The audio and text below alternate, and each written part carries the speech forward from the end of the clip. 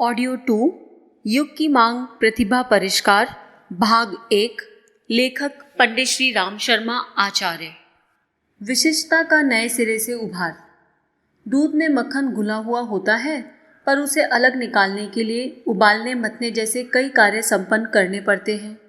प्राणवान प्रतिभाओं की इन दिनों अतिशय आवश्यकता पड़ रही है, ताकि इस समुद्र मंथन जैसे युग संधि पर्व में अपनी महती भूमिका निभा सके, अनिष्ट के अनर्थ से मानवीय गरिमा को विनष्ट होने से बचा सके, उज्जवल भविष्य की संरचना में ऐसा प्रचंड पुरुषार्थ प्रदर्शित कर सके जैसे गंगा अवतरण के संदर्भ में मनस्वी भागीरथ द्वारा संपन्न किया गया था। इन दिनों यह ढूंढ खोज का ही बड़ा काम है। सीता को वापस लाने के लिए वानर समुदाय विशेष खोज में निकला था। समुद्र मंथन भी एक खोज का ही इतिहास है। गहरे समुद्र में उतरकर मणिमुक्तक खोजे जाते हैं। कोयले की खदानों में से खोजने वाले हीरे ढूंढते हैं। धातुओं की खदान इसी प्रकार धरती को खोद खोद कर ढूंढी जाती है। दिव्य औषधियों को सघन वन प्रदेशों में खोजना पड़ता है। वैज्ञानिक प्रकृति के रहस्यों को खोज लेने का काम करते हैं।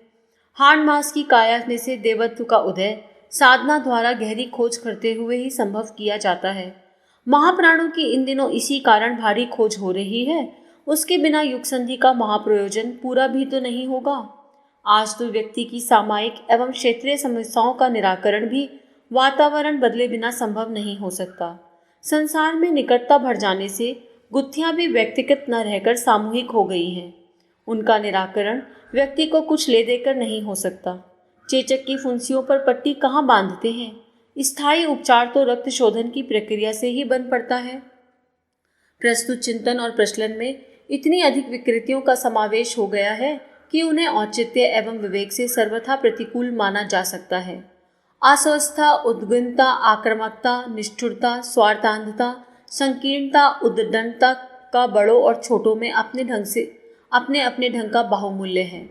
लगता है मानवीय मर्यादाओं और वर्जनाओं की प्रतिबद्धता से इनकार कर दिया गया है। फलतः व्यक्ति को अनेकानेक संकटों और समाज को चित्र विचित्र समस्याओं का सामना करना पड़ता है। ना कोई सुखी दिखता है, ना संतुष्ट। अभाव और जन बाहुमूल्य नई नई विपत्तियां खड़ी कर रहे हैं। हर कोई आतंक और आशंका से विक्षुब्ध जैसा दिखता है। इन सब से जूझने के लिए सुविस्तृत मोर्चेबंदी करनी होगी। सामान्य जन तो अपनी निजी आवश्यकताओं, उलझनों तक का समाधान नहीं कर पाते, फिर व्यापक पर बनी हर क्षेत्र में समाई विपन्नताओं से जूझने के लिए उनसे क्या कुछ बन पड़ेगा। इस कठिन कार्य को संपन्न करने के लिए विशिष्टता युक्त प्रतिभाएं चाहिए। बड़े युद्धों को जीतना वरिष्ठ सेना नायकों द्वारा अपनाई गई रणनीति और सूझबूझ के सहारे ही संभव हो पाता है। यही बात बड़े सृजनों के संबंध में भी है। ताजमहल जैसी इमारत बनाने, चीन की दीवार खड़ी करने, हावड़ा जैसे पुल खड़े करने जैसे महापुरुषार्थों के लिए वरिष्ठ लोगों की वस्तु स्थिति के साथ तालमेल बिठाकर चलने वाली नीति ही सफल होती है। उनके लिए आवश्यक साधन एवं सहयोग जुटाना भी हंसी खेल नहीं होता। बड़ी प्रतिभाएं ही बड़ी योजना बनाती हैं। वे ही उतने भारी भरकम दायित्व उठाती हैं। छोटे तो समर्थन भर कर देते हैं। सफलता पर हर्ष और असफलता पर विषाद प्रकट करने भर की उनमें क्षमता होती है। इन दिनों दो कार्य प्रमुख हैं: विपन्नता से जूझना और उन्हें निरस्त करना, साथ ही नवसृजन की ऐसी आधारशिला रखना जिसने अगले ही दिनों संपन्नता, बुद्धिमता, कुशलता और समर्थता का सुहावना माहौल बना पड़े। 21वीं सदी को दूरदर्शी लोग सर्वतोमुखी प्रगति की संभावनाओं से भरी भूरी मानते हैं। उस अवधि में सतयुग की वापसी पर विश्वास करते हैं। इस मान्यता के अनेक कारण भी हैं। उनमें से एक यह है कि इन्हीं दिनों समर्थ प्रतिभाओं का सृजन, उन्नयन और प्रखरीकरण तेजी से हो रहा है। संभवतः अदृश्य शक्ति का ही इसमें हाथ हो। ऐसी शक्ति का जो समय समय पर आड़े समय में बिगड़ता संतुलन संभालने के लिए अपने वर्चस्व का प्रकटीकरण करती रही है। कहना ना होगा कि तेजस्वी प्रतिभाएं ही भौतिक समृद्धि बढ़ाने, प्रगति का वातावरण उत्पन्न करने और अंधकार भरे वर्तमान को उज्जवल भविष्य में परिणत करने के लिए श्रेय संपादित करती रही हैं। उन्हें ही किसी देश, समाज एवं युग की वास्तविक शक्ति एवं संपदा माना जाता है। स्पष्ट है कि उदयमान वातावरण में ही उगती और फलित होती है। वर्षा में हरितिमा और वसंत में सुषमा का प्राकट्य होता है। प्रतिभाएं अनायास ही नहीं बरस पड़ती, ना ही वे उद्भिजों की तरह उग पड़ती हैं। उन्हें प्रयत्नपूर्वक खोजा, उभारा और खरादा जाता है। इसके लिए आवश्यक एवं उपयुक्त वातावरण का सृजन किया जाता है। इन दिनों ऐसा ही कुछ चल रहा है। असंतुलन को संतुलन में बदलने के लिए महाकाल की कोई बड़ी योजनाएं बन रही हैं। उन्हें मूर्त रूप देने के लिए दो छोटे किंतु अति महत्वपूर्ण कार्यक्रम सामने आए हैं। एक है आदर्शवादी सहायकों में उमंगों का उभारना और एक है परिसर सूत्र में संबंध होना। साथ ही कुछ नियमित एवं सृजनात्मक गतिविधियों को प्रारंभ करना जो सद्विचारों को सत्कार्यों में परिणत कर सके। दूसरा कार्य यह है कि अनीति विरोधी मोर्चा खड़ा किया जाए। उसे एक प्रयास से आरंभ करके विशालकाय विकराल तक बनाया जाए।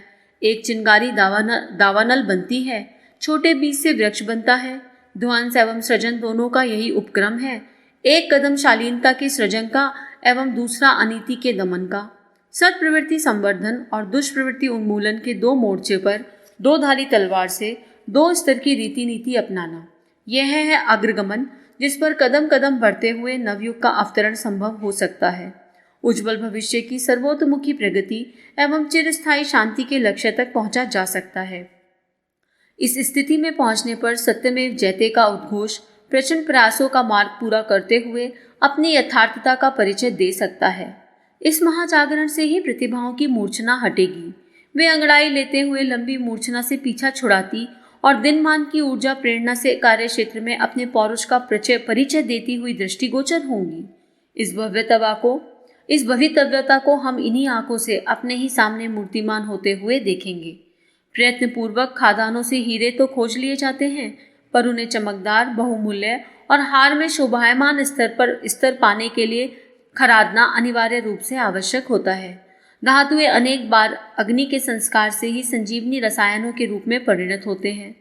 पहलवान अखाड़े में लंबा अभ्यास करने के उपरांत ही दंगल में विजयश्री वर्ण करते हैं। शिल्पी और कलाकार अपने विषय में प्रवीण पारंगत बनने के लिए लंबे समय तक अभ्यासरत रहते हैं। प्रतिभाओं का प्रशिक्षण एवं परिवर्धन आदर्शवादी गतिविधियों में बढ़ चढ़कर भूमिका निभाने के उपरांत ही संभव हो पाता है। उस तथ्य के अनुरूप जहाँ प्रतिभाओं को खोजा जा रहा है, वहीं उन्हें उनकी प्रखरता निखारने के लिए ऐसे कार्यों में भी जुटाया जा रहा है जिसके कारण उनका ओजस, तेजस और वर्चस्व ज्वाजल्यमान हो सके। विश्वामित्र ने दशरथों के पुत्र को युग सृजन प्रयोजन के लिए उपयुक्त समय पर उनकी तेजस्विता उभारने के लिए यज्ञ की रक्षा और असुरों से जूझने का काम सौंपा था। हनुमान, अर्जुन आदि ऐसी ही अग्नि परीक्षाओं से गुजरते हुए असाधारण गौरव पाए। इनमें से बचकर किसी पर भी महानता आकाश से नहीं बरसी। पराक्रम से जी चुराने वाले ही कृपणों प्रमादियों की तरह मात्र हाथ मलते रह जाते हैं। इन दिनों जन जन्मांतरों से संचित सुसंस्कारों वाली प्रतिभाओं की खोज निकाल ली गई है। उन्हें युग चेतना के साथ जोड़ा गया है। इन्हें नवसृजन साहित्य के माध्यम से पुष्प वाटिका में मधुमक्खी की तरह दिव्य सुगंध ने आमंत्रित किया है और उसी परिकर में छत्ता बनाकर रहने के लिए सहमत किया है। प्रज्ञा परिकर को इस रूप में देखा, समझा और आंका जा सकता है। प्रज्ञा परिजनों को युग सृजन का लक्ष्य लेकर अवतरित हुई दिव्य आत्माओं का समुदाय कहा जा सकता है।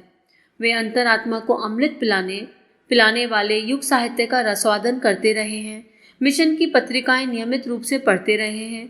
युग चेतना की भाव बड़ी प्रेरणाओं को यथासंभव अनुसरण भी करते रहे हैं। उनके अब तक के योगदान को, परमार्थ पुरुषार्थ को मुक्त कर्ण से सराहा जा सकता है, पर बड़े प्रयोजनों के लिए इतना ही तो पर्याप्त नहीं। समय की बढ़ती मांग को देखते हुए बड़े कदम भी तो उठाने पड़ेंगे। बच्चे का छोटा सा पुरुषार्थ भी अभिभावकों द्वारा भली भांति सराहा जाता है, पर युवा होने पर बचपन की पुनरावृत्तियां करने भर से कौन यशस्वी बनता है। यहाँ परिजनों के पिछले दिनों के योगदान का मूल्यांकन घटाकर नहीं किया जा रहा, पर इतने भर से तो बात नहीं बनती। महाकाल की अभिनव चुनौती स्वीकारने के लिए उतने पर ही संतोष नहीं किया जा सकता।